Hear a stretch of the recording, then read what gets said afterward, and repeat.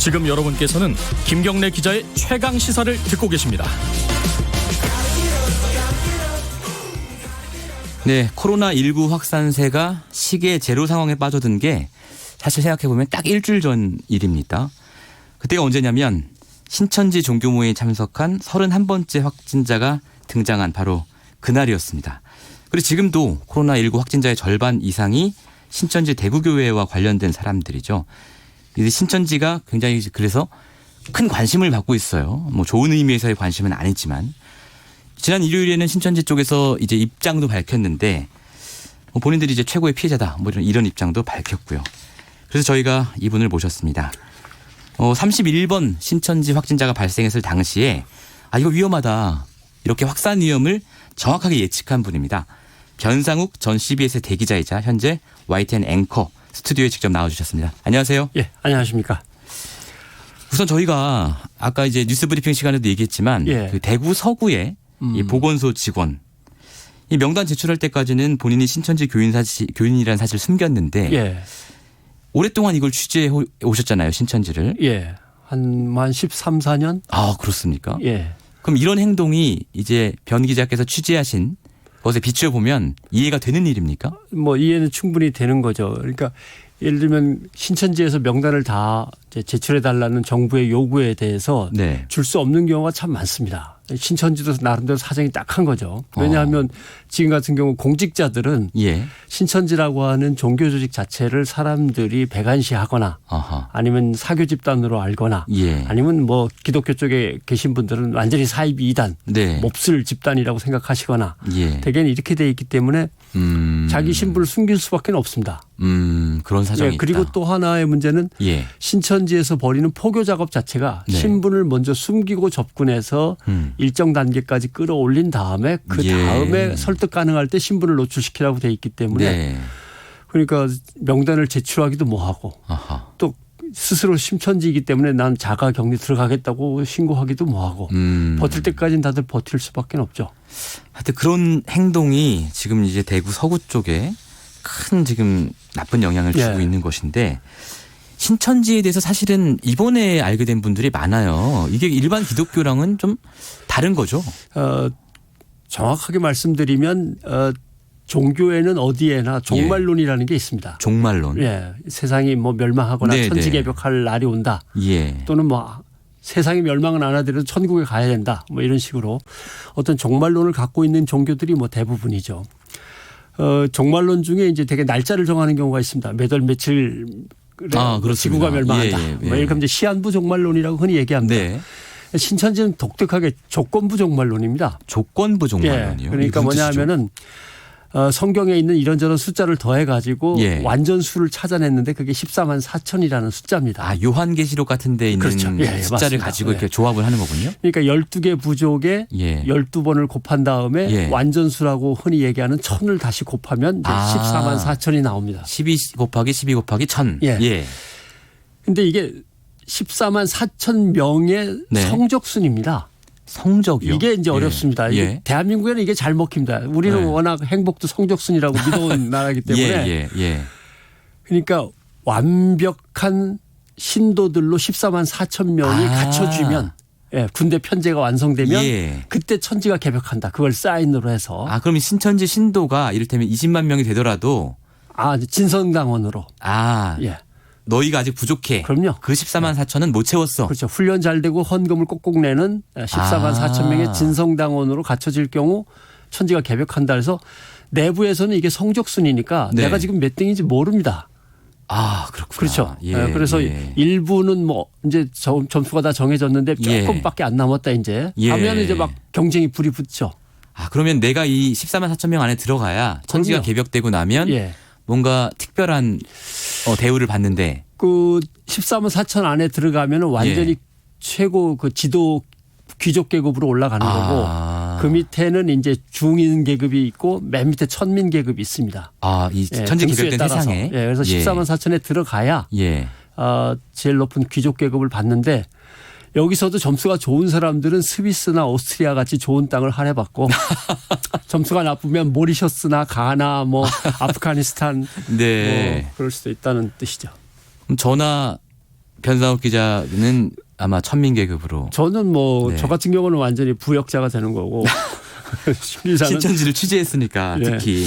그래서 제일 예. 문제가 이제 성적순입니다. 그렇군요. 그래서 지금 벌어지는 모든 일은 이 성적순에서 비롯되는 겁니다. 이제야 이해가 좀 되네요.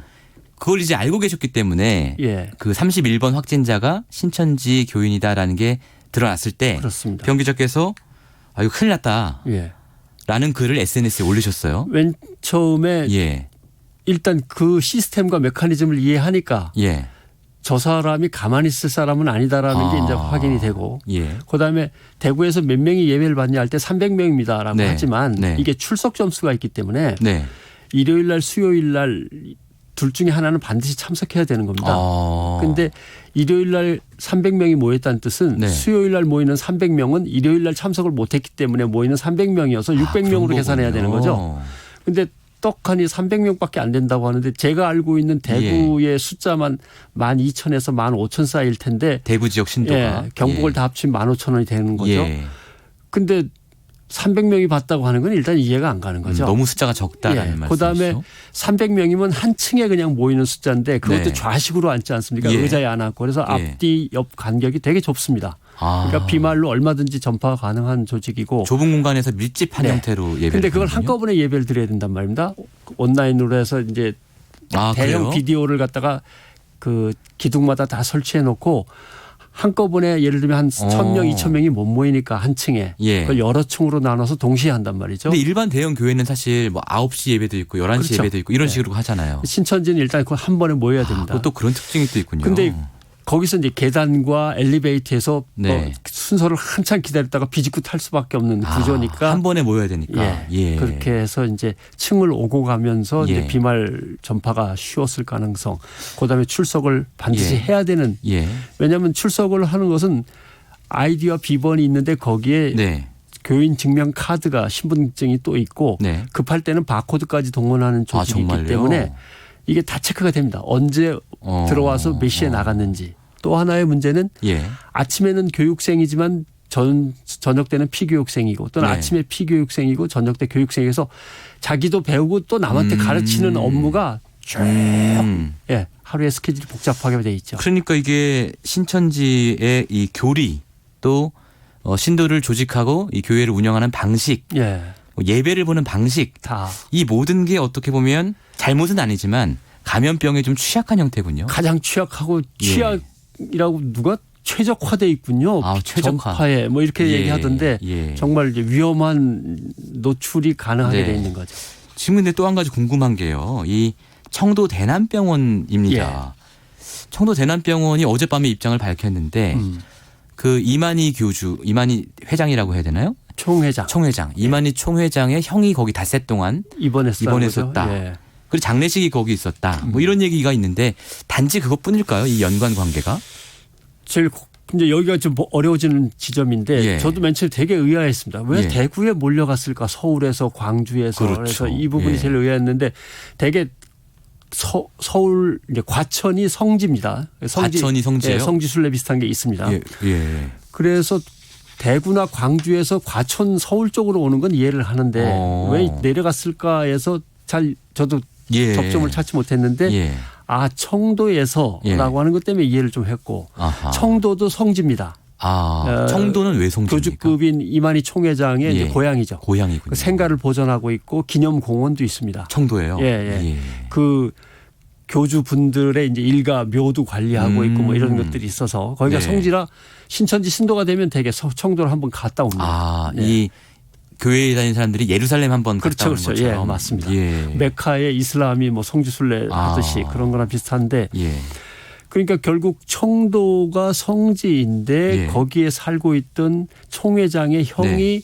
이제 생명이 이제 다해가면서 위독하다. 그다음에 부고를 받았다. 이렇게 되면은 성지순례 겸 조문 겸 들린 겸에 대구 본부 들려서 예. 이렇게 되는 거죠. 왜냐하면 예배 날짜를 지켜야 되는데 바쁘면은 어느 지파에 가서 그러니까 지사에 가서 예배를 드리더라도 다 코드로 인식해가지고 통계가 잡히니까 어디서나 드려도 되긴 되는 거군요. 그러니까 예. 대구로 몰려 광주 같은 경우 같은 이제 바로 알 수 있는 경우인데 예. 광주 북구, 서구, 동구에 있던 3명의 네. 신천지 교인이 만나서 하나의 차를 타고 대구에 갔다 왔단 말이에요. 이거는 조문 사절이라고 볼 수 있는 거죠. 예. 그래서 청도에 문제가 있었고 예. 또 이만희라고 하는 총회장의 형이 또 문제가 예. 있었구나라고 하는 것 때문에 엉켜 있는데 다만 거기에 최초 진원지가 발언자가 누구냐 할 네. 때 그거는 아직 확인이 안 된 거죠. 그렇죠. 예. 그렇습니다. 예. 중국에도 워낙 신천지 교파가 많기 때문에 예. 거기에서 온 사람이 있을 수도 우한에 있고. 교회를 설립했다는 홈페이지 게시물이 있었습니다. 삭제하긴 했습니다만. 그렇습니다만 우한에서 나름대로 중국 당국의 감시를 피해서 숨어들긴 했겠지만 네. 아니면 사무실을 폐쇄는 했을 수 있지만 활동은 계속되고 있을 거고요. 거기에 문제가 있는 것인가 아니면 예. 우한 아닌 다른 지역 사람인가 아니면 대구의 나름대로 어떤 신천지 아닌 다른 환자에 의해서 네. 신천지도 옮겨받은 것인가. 예. 그건 아직 풀리지 않은 거죠. 근데 또 이제 한 가지 궁금한 게요. 지금 막 이렇게 찌라시들 돌아다니는 걸 예. 보면 야당 지지자들은 민주당 정치인들이 신천지랑 관계 있다. 이런 찌라시를 막 돌리고요. 예. 여당 지지자들은 거꾸로 이 지금 미래통합당이 관계 있다. 예. 뭐 이런 찌라시 막 돌린단 말이에요. 이거 좀 근거 있는 얘기입니까? 제가 했던 중요한 작업 중에 하나가 정치권으로 진출하려는 신천지의 움직임을 끊는 거였는데 예. 실제로 움직임이 있었단 말씀이네요. 뭐 예를 들면 한나라당 예. 같은 경우 이제 부대변인까지 올라갔던 신천지 간부가 있었고, 그래요? 예, 그래서 적발해서 통보해가지고 이제 예. 당에서 나왔습니다. 당 부대변인. 네, 그렇습니다. 뭐 당 부대변인은 여러 명이긴 하지만. 그 중에 예. 거의 수석으로 가 있었던 그래요? 걸로 기억하고, 예. 그 다음에 지금은 이제 뭐 이름이 계속 바뀌었기 때문에 그걸 같은 네. 당이라고 해야 될지는 잘 모르겠습니다만은. 예. 죄송하지만 통합당, 예. 통합당의 국회의원들한테 계속 접근해서 국회의원들이 뭐 축하 화환도 보내고 전보도 보내고 이만희 총회장을 만나서 인사도 하고 하는 것들은 상당히 많고요. 예. 그다음에 국회의원의 보좌관과 네. 사무실 직원 예. 이런 사람들이 신천지 신도인 게 밝혀져서 저희가 연락해 갖고 퇴출 죄송하지만 일자리에서 퇴출시킨 적도 있고. 그러니까 그때 이제 병 기자께서 알아내셔서 알려준 거군요. 그렇죠. 예, 뭐 알려줄 수밖에 없는 거고요. 그다음엔 맨 처음 국민의당. 거기에서도 각 본부는 아닙니다만은 원주와 부산에서 접근한 것이 발견돼서 통보해갖고 역시 그것도 차단을 했고. 민주당은 사례가 없었습니까? 민주당은 국회의원들이 잘 몰라가지고 신천지에 뭐 축하 화환도 보내고 행사에 참석한 적은 있었습니다만 파고들어서 신천지가 노린 적은 없었습니다. 왜 그랬을까요? 그건? 아마 그때는 약간 보수적인 정당들이 뭔가 이렇게 헌금이라든가 정치헌금이라든가 이런 걸 가지고 접근하기가 좀 쉬웠던 것 같고 야당 시절의 민주당은 좀 이렇게 가치를 좀 낮게 봤던 것 같습니다. 우리가 굳이 접근해야 할 이유가 없다. 저것보다는 여당이 훨씬 이명박 박근혜 정권 때는 여당으로서의 그쪽 당에 접근하는 것을 훨씬 더 가치 있게 여겼던 것 같습니다. 지금은 근데 이제 민주당이 여당이 됐으니까 그쪽으로 접근 시도도 있을 수 있겠네요. 지금은 신천지가 정치권에 접근해서 뭔가를 얻어내려고 하는 것을 중단했습니다. 그래요? 이미 뭐 1년 예산이 2천억이 넘고 갖고 있는 자산만 해도 3천억인데 이미 우리가 그럴 레벨이 아니다. 그럴 이거군요. 레벨은 아닙니다. 국제적으로 오히려 글로벌하게 진출하지 국내 정치권하고는 별로 관계가 없습니다. 어쨌든 이 신천지라는 조직도 뭐 이번 사태를 거치면서 변할 수밖에 없는 상황인 것 같아요. 어떤 조언을 좀 주시겠습니까? 안 변할 거라고 생각을 합니다만. 안 변하요? 지금 우선 급한 거는 이 코로나19 사태를 종식시키는 게 제일 급합니다. 그래서 명단을 다 내놓아야 되는데. 그럼요. 신천지 입장에서는 중고등학생들도 있기 때문에 그다음에 대학생들이 이제 가장 그 기본이 되는 조직인데 이제 그거 해외에 이제 유학생들까지 다 포함이 되는데 그걸 다 내놔야 될지. 그럼 지금 나와 있는 명단이 다가 아니라고 보시는군요. 그렇죠. 그다음에 신천지인 걸 되게 7단계로 나누면 한 1, 2, 3단계까지는 신천지인 걸 전혀 내색하지 않고 접근해서 작업을 많이 해놓은 게 있는데 이제 와서 사실은 신천지였어. 우리 자가격리 시작해야 돼. 이렇게 얘기할 경우 그동안 쌓아놨던 것들이 무너지는 게 있고. 포섭 대상들이 다 도망갈 테니까. 그다음에 해외의 평화를 위해서 가장 열심히 일하는 국제적인 단체로 신천지라고는 아니지만 신천지의 외곽 단체들이 다 활동하고 있는데 그걸 전 세계에 다 노출 다시 시켜야 된다 그러면 신천지로서는 너무 그동안의 프로젝트나 사업들이 망가지는 것이어서 안 내놓고 있을 건데 내놔야 됩니다. 알겠습니다. 참 암울하네요. 이 말씀 나중에 한번 더 들었으면 좋겠습니다. 오늘 말씀 잘 들었습니다. 네, 고맙습니다. 네, 지금까지 변상욱 전 CBS 대기자이자 현재 YTN 앵커와 말씀 나눠봤습니다.